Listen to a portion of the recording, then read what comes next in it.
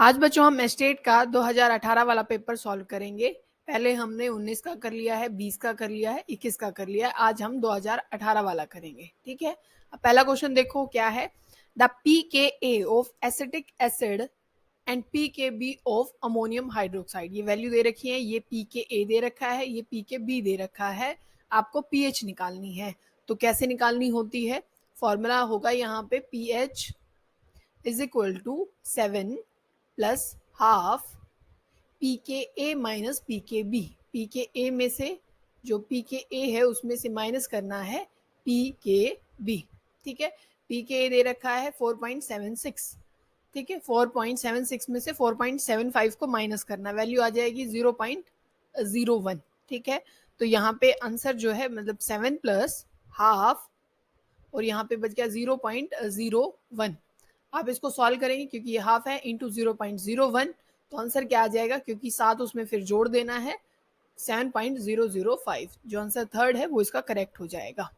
फिर next question देखो क्या है। लेमडा एम हमें निकालनी है for NaCl, HCl and NaAC for R, ये वैल्यू दे रखी है इनकी, ठीक है। हमें NaCl की दे रखी है और हमें किसकी दे रखी है, HCl की दे रखी है और सोडियम एसिटेट की दे रखी है, ठीक है।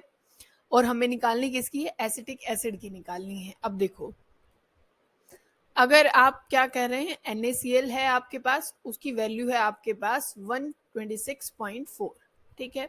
फिर आपके पास क्या है, आपके पास है HCl है आपके पास 425.9 और फिर आपके पास है सोडियम एसिटेट NaAC, उसकी वैल्यू है हमारे पास 91.0, ठीक है।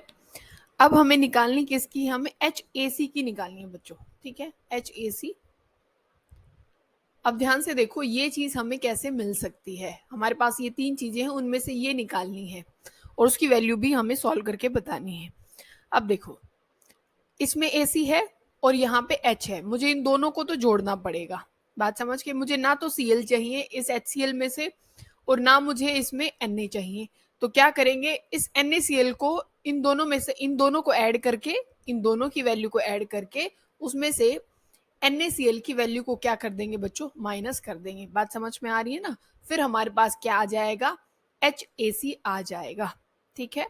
आप क्या करेंगे, इन दोनों को प्लस कर देंगे और उसमें से ये वैल्यू क्या कर देंगे, आप माइनस कर देंगे, तो आपके पास HAC की क्या आ जाएगी, वैल्यू आ जाएगी। तब आप ऐसा करेंगे तो आपके पास आंसर क्या आ जाएगा, थर्ड, ठीक है। फिर हमें ऑर्डर पूछ रखा है इंक्रीजिंग मेटेलिक कैरेक्टर का, ठीक है। देखो सबसे ज्यादा सोडियम होता है, मैग्नीशियम होता नहीं है, सिलिकॉन का कोई मतलब नहीं है, बेरिलियम का कोई मतलब नहीं है, सबसे ज्यादा सोडियम, तो यही इसका करेक्ट आंसर है। फिर क्या है, the spin only magnetic moment in strong ligand field, D6 है। स्ट्रॉन्ग फील्ड लिगेंड हमारे पास है, एक मिनट बच्चों, ठीक है। स्ट्रॉन्ग फील्ड लिगेंड है तो देखो, अगर स्ट्रॉन्ग फील्ड लिगेंड है पेयरिंग कराएगी यहाँ पे, क्योंकि स्प्लिटिंग हो जाती है ना, तो यहाँ पे क्या हो जाएगा, अगर आप 6 इलेक्ट्रॉन डालते हैं, स्ट्रॉन्ग फील्ड है, पेयरिंग होगी, तो जो क्या हो जाएगा हमारे पास मैग्नेटिक मोमेंट, वो हो जाएगी 0, क्योंकि एक भी अनपेयर्ड इलेक्ट्रॉन नहीं है। फिर है ये रेट हमें दे रखा है यहाँ पे, इसमें P की वैल्यू, ये जो P है वो क्या है, वो हमसे पूछा गया है। तो P जो है यहाँ पे स्टेरिक फैक्टर है, ना ये प्रेशर है ना ये कोलिजन फ्रीक्वेंसी है, ये क्या है बच्चों, यहाँ पे स्टेरिक फैक्टर है, ठीक है। अब नेक्स्ट देखो क्या है, इक्विलिब्रियम कांस्टेंट दे रखा है हमें, ये इक्वेशन दे रखी है इसका K C, what will the equilibrium constant for reaction. एक तो ये इक्वेशन थी, फिर ये इक्वेशन इन्होंने देखो क्या चेंज किया है, मल्टीप्लाई कर दिया है हाफ से। तब भी आप कांस्टेंट जो आपके पास होता है, मान लीजिए इसका कांस्टेंट केसी था, आप किसी चीज से मल्टीप्लाई करते हैं तो वो उसकी पावर बन जाती है। जैसे इन्होंने हाफ से मल्टीप्लाई किया, हमने उसकी पावर बना दी। ऐसा तो हमें दे नहीं रखा, पर हम क्या है, इस हाफ को क्या लिख सकते हैं, रूट लिख सकते हैं कि नहीं लिख सकते हैं। तो आंसर जो फोर्थ है वो करेक्ट हो जाएगा। अब नेक्स्ट देखो क्या है, हमारे पास है कि कालाजर जो है उसके लिए क्योर करने के लिए क्या चीज यूज की जाती है, तो वहां कोलोइडल एंटीमनी यूज किया जाता है। फिर क्या है, जो कार्बोनेट और है जिंक की, वो कौन सी होती है, तो उसको बोलते हैं बच्चों हम कैलमाइन। जो सेकेंड आंसर है वो क्या हो जाएगा, इसका करेक्ट हो जाएगा। फिर देखो, the T half of reaction is doubled as the initial concentration of the reactant is doubled, तो ऑर्डर जो है वो क्या होगा रिएक्शन का। तो जो टी हाफ होता है बच्चों, टी हाफ जो होता है वो डायरेक्टली प्रोपोर्शनल होता है ए नोट जो कंसंट्रेशन होती है और 1 माइनस एन। ठीक है, 1 और एन यहाँ पे ऑर्डर है।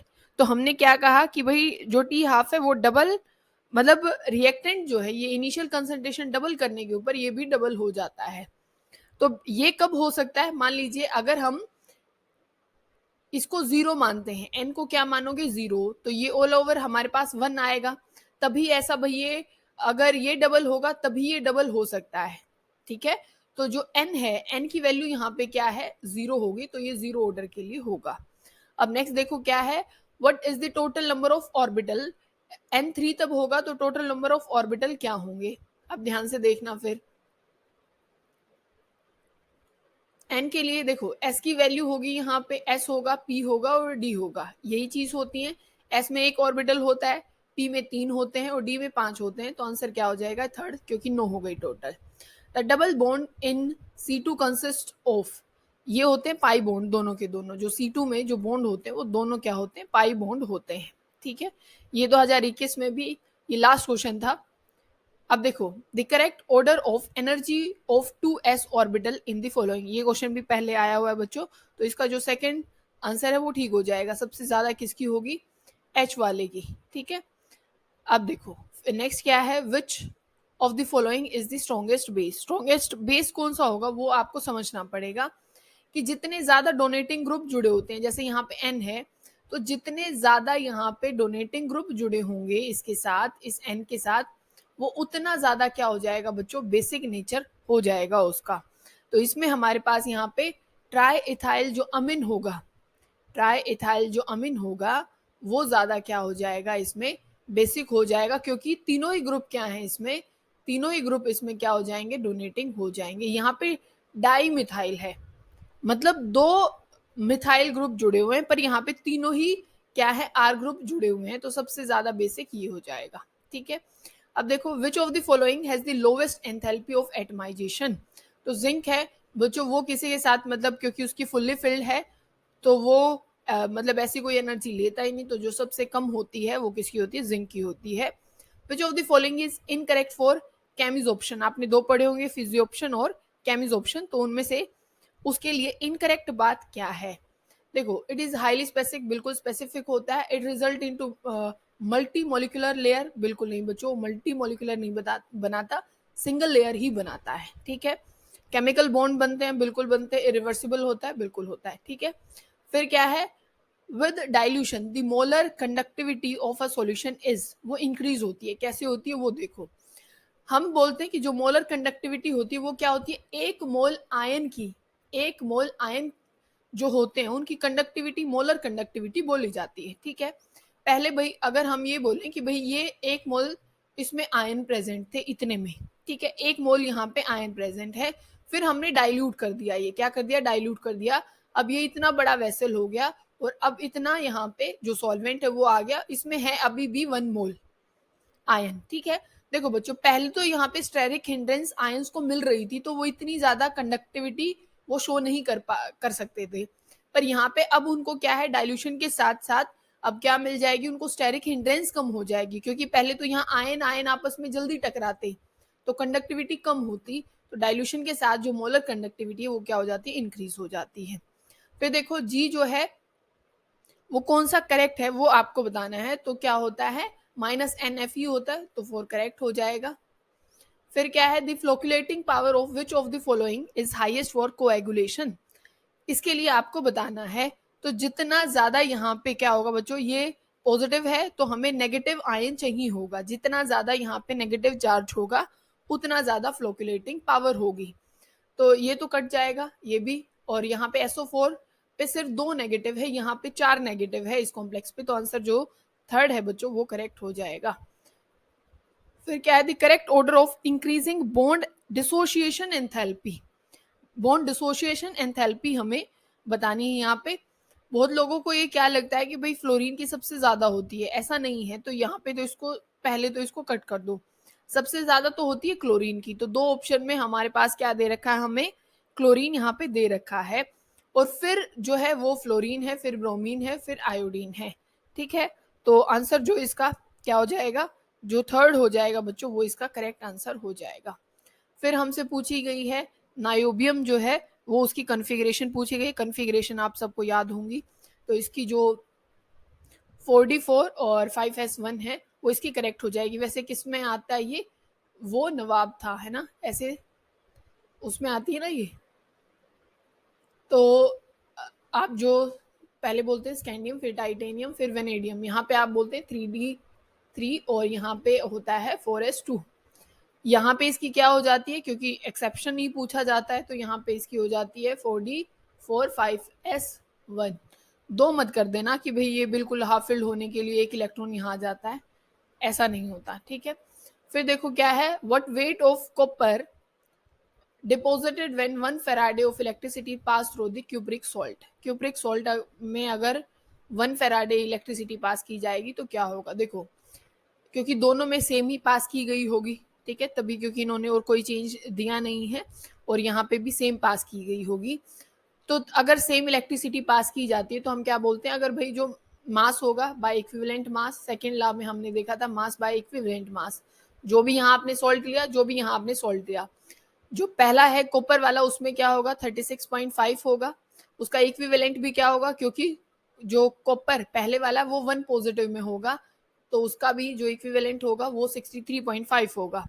यहाँ हमें मास बताना है कितना डिपॉजिट होगा, इक्विवेलेंट कितना हो जाएगा, क्योंकि क्यूप्रिक 2 पॉजिटिव में होगा, तो यहाँ पे कितना वो होगा इसका, मतलब 63.5 को 2 से आपको डिवाइड करना है, तो वो आ जाएगा लगभग 31.75, ठीक है। हमें एम निकालना है, इस वैल्यू को यहाँ ले जाइए, तो ये तो आपस में कट ही जाएंगे, तो ओनली हमारे पास जो आंसर बच जाएगा वो बच जाएगा ये 31.75 ग्राम, तो ये इसका आंसर हो जाएगा। फिर देखो the amount of water deposited या water produced by the combination of 16 gram of methane is, ठीक है।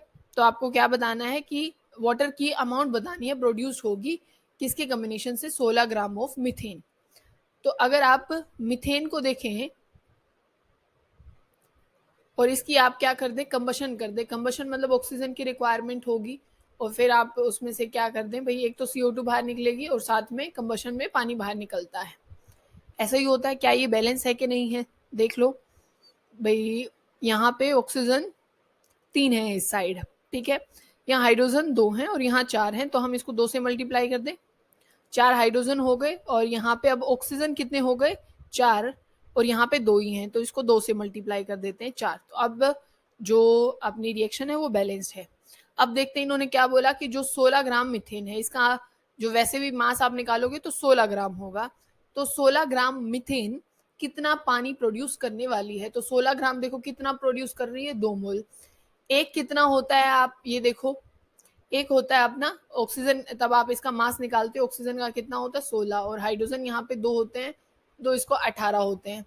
और अगर आप, क्योंकि ये तो 1 मोल का मास प्रोड्यूस होता है, यहाँ पे तो 16 ग्राम कितने मोल बना रही है, 2 मोल बना रही है, ठीक है, 2 मोल बना रही है कि नहीं बना रही है, तो ये कितना मास प्रोड्यूस करने वाली है, ये करेगी 36 ग्राम, क्योंकि ये तो 1 मोल था, इसको 2 से मल्टीप्लाई कर दो, ठीक है, बोलो, तो 36 ग्राम हो जाएगा इसका आंसर। फिर क्या है, the conversion of glucose into ethyl alcohol carried out which of the following enzyme, ठीक है, ये किससे होने वाला है बच्चों, ये होने वाला है यहाँ पे जाइमेज, यहाँ पे यूज किया जाता है, ठीक है, बात समझ गए ना।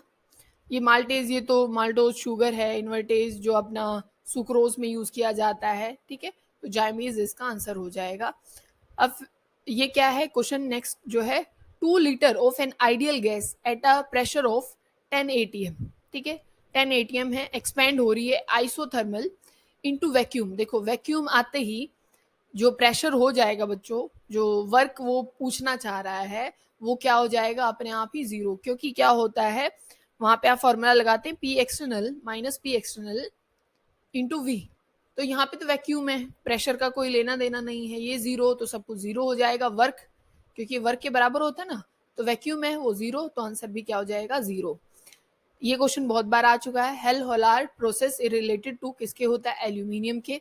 फिर देखो the strongest reducing agent among the following, जो भी ये दे रखे हैं इनमें से आपको क्या बताना है, स्ट्रोंगेस्ट रिड्यूसिंग एजेंट बताना है। तो जो बिस्मथ हाइड्राइड होता है वो सबसे अच्छा रिड्यूसिंग एजेंट होता है, क्योंकि आप देखो जैसे जैसे आप नीचे जाते हैं किसी भी उसमें, तो जो जितना जल्दी एच रिलीज कर देगा, ठीक है, क्योंकि नीचे जाओगे तो बॉन्ड भाई वो लंबे होते जाते हैं और उतना जल्दी वो ब्रेक डाउन हो जाएंगे, तो ये अच्छे से एच रिलीज कर देगा, तो अच्छा रिड्यूसिंग एजेंट ये होगा, ठीक है ना। अब फिर नेक्स्ट देखो 117, इसमें क्या है, ये हाइब्रिडाइजेशन हमें मैच करनी है। तो अब देखो XeO3 है, तो इसकी क्या हो जाएगी, ये कुछ ऐसा होता है XeO3, ठीक है ना, और यहाँ पे है ये इसके लोन पेयर। तो हम हाइब्रिडाइजेशन में लोन पेयर प्लस में सिग्मा बोन्ड को गिनते हैं, किसको, लोन पेयर प्लस में सिग्मा बोन्ड को गिनते हैं। तो देखो 1 2 3 और ये 4, तो sp3 हाइब्रिडाइजेशन हो जाएगी। 1 का डी किस में है, देखो इसको तो काट दो, इसको भी काट दो, इन दो में है, ठीक है ना।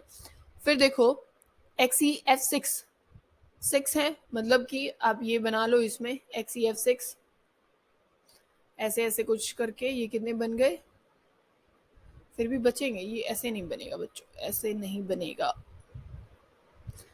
ठीक है, 1 मिनट।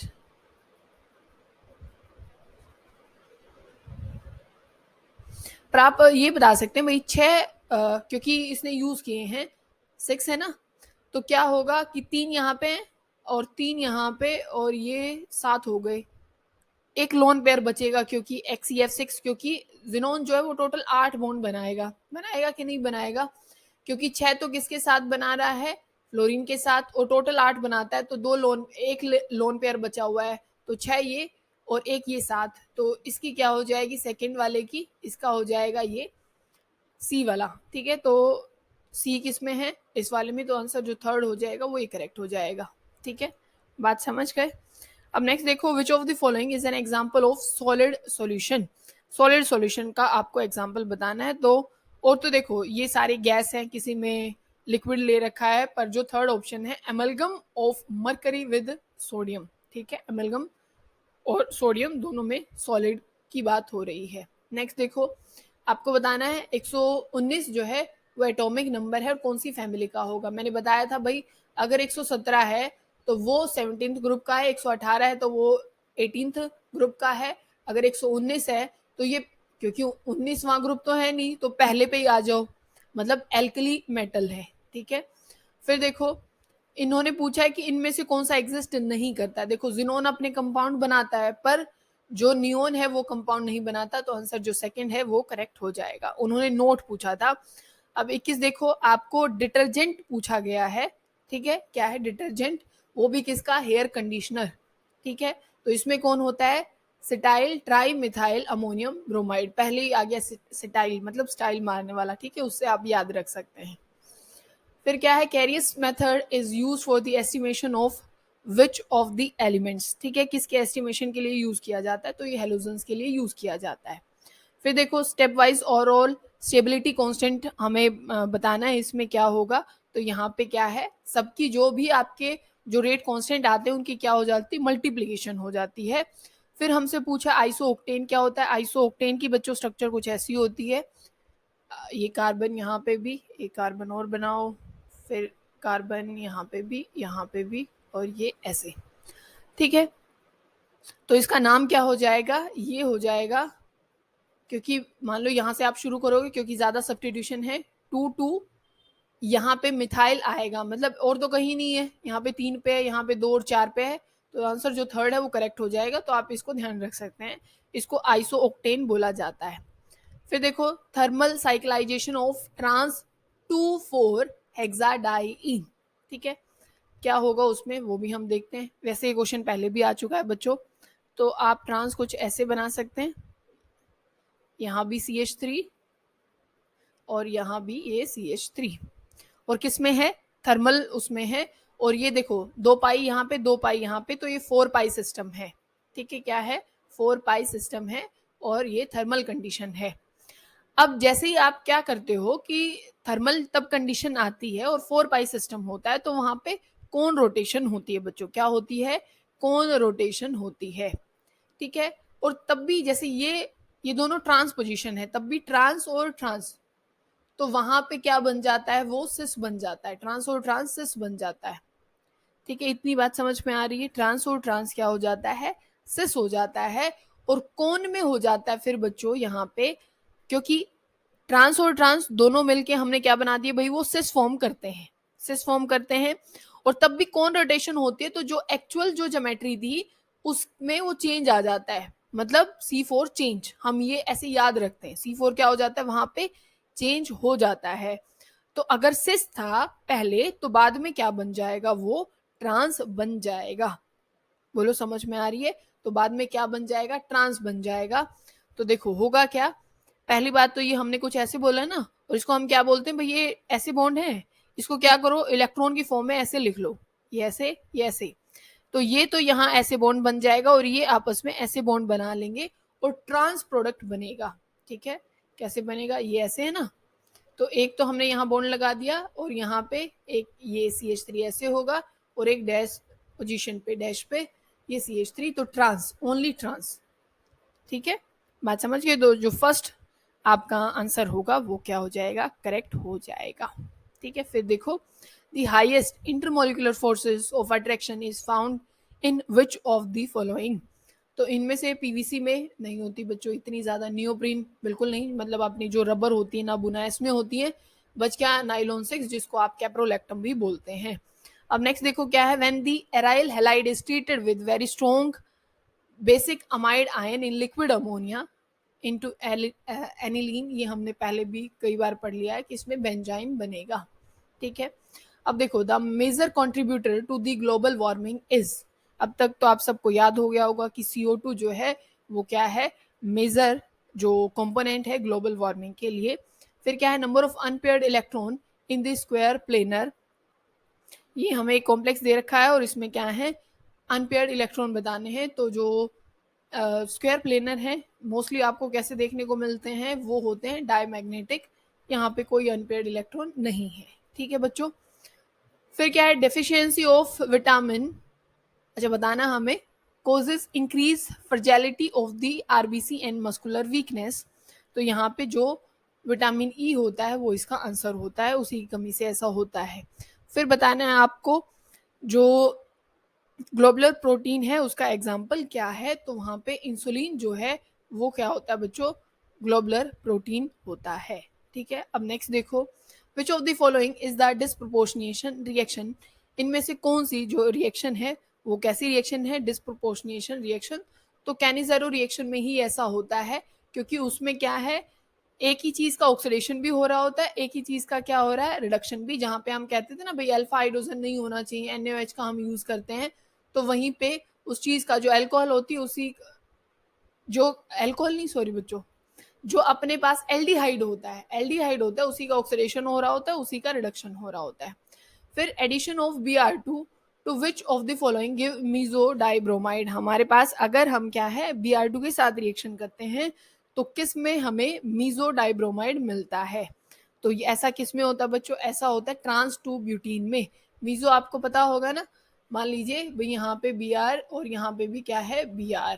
ठीक है, तो ऐसा किस में होगा, ट्रांस 2 ब्यूटीन की अगर आप क्या करते हैं फिर वहां पे Br2 की एडिशन करते हैं तो वहां हमें मीजो कंपाउंड देखने को मिलता है। फिर क्या है कि sodium salt of benzoic acid on heating with soda lime, soda lime मतलब अपने पास NaOH प्लस में CaO को बोलते हैं, ये डी कार्बोक्सिलेशन रिएक्शन होती है, क्या होती है, डी कार्बोक्सिलेशन रिएक्शन।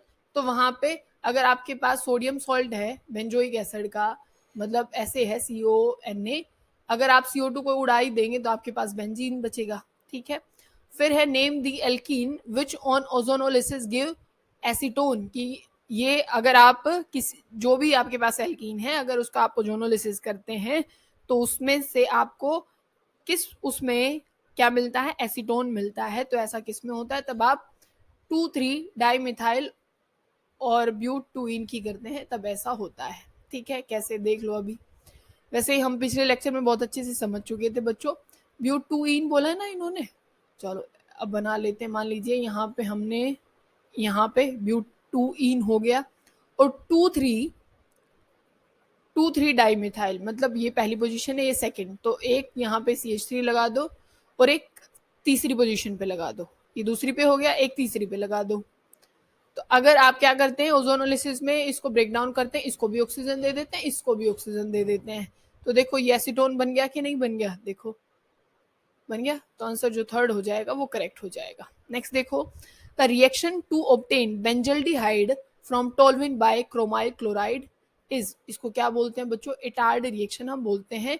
ये भी शायद हर जितने पेपर हुए हैं एस्टेट के उन सब में पूछी गई है। अब नेक्स्ट देखो क्या है, the reaction of diazonium salt with aniline yield, ये लाइट जो आपने पढ़े होंगे, para amino azobenzene, it is an example of किसका है, ठीक है। अब वो देख लेते हैं, डाइजोनियम ऐसे बनता है N2 पॉजिटिव, ये Cl नेगेटिव, और फिर आप एनिलीन बना लें, एनिलीन कुछ ऐसे बनता है, ये NH2। तो बच्चों होता क्या है, ये जो H यहाँ का होगा ये HCl बाहर जाता है, और ये क्या है इलेक्ट्रोफाइल यहाँ पे होता है, तो सब्सटीट्यूशन किया जाता है। ये H था, उसने इस डाइजोनियम ने उसको सब्सटीट्यूट यहाँ पे किया है, तो यहाँ पे क्या हो जाता है इसका आंसर, ये इलेक्ट्रोफिलिक सब्सटीट्यूशन रिएक्शन है। The main product of the reaction of the nitrobenzene in neutral solution with the zinc dust and ammonium chloride is phenyl hydroxy अमीन, यहाँ पे बनता है फिनाइल हाइड्रोक्सिन अमीन, ठीक है ना। ये कुछ ऐसा होता है शायद एन और कुछ ऐसे, ठीक है, ये यहाँ पे बनता है। और इसकी स्ट्रक्चर एक बार चेक कर लेना बच्चों, benzene diazonium fluoroborate heated with aqueous sodium nitrate in the presence of copper, तो आपने देखी होगी वैसे रिएक्शन। फ्लोरोबोरेट कुछ आप ऐसा बनाते हैं कि N2